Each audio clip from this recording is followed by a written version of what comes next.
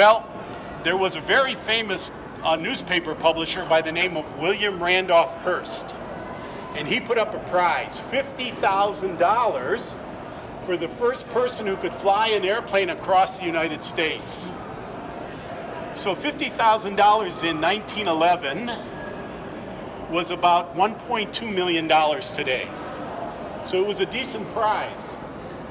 So a young man by the name of Calbreth Perry Rogers, he said, I could use $50,000. He was kind of a daredevil. He would race motorcycles, he would race automobiles, also new inventions in 1911. And so he walked into the Wright Brothers factory in Dayton, Ohio, and said, I want to buy an airplane. The Wright brothers sold him this airplane. And he said, now teach me how to fly it. So Wilbur Wright himself gave 11 hours of flying instruction to Cal Rogers, and after 11 hours he received pilot's license number 49. Now you'll notice here on the Wright EX the improvements that the Wrights made to their original design. They added wheels to the skids, they eliminated the canard and created a horizontal stabilizer, at the rear. And also, instead of lying down prone on the wing, they installed a seat so the pilot could sit up when they were flying. So Cal Rogers knew it was going to take a lot to fly across the country.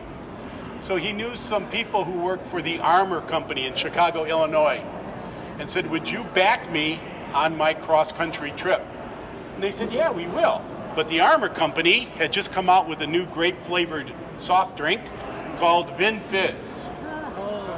And they said, you have to advertise our soft drink as you fly across the country. They also agreed to pay him $5 a mile for every mile east of the Mississippi, $4 a mile for every mile west of the Mississippi, and they gave him a railroad car, also painted with the Vin Fizz logo, to carry along tools and supplies and spare parts that he would need on his trip across the country. And it was good that it was a railroad car, because at the time, pilots would follow the tracks to figure out where they were going. They would call it the iron compass. And Cal Rogers did something else that was very smart. He took somebody with him who knew a lot about Wright airplanes. Remember Charlie Taylor, who built the engine on the original Wright Flyer? He came along with Cal Rogers on this trip. So Cal Rogers took off from New York, heading west.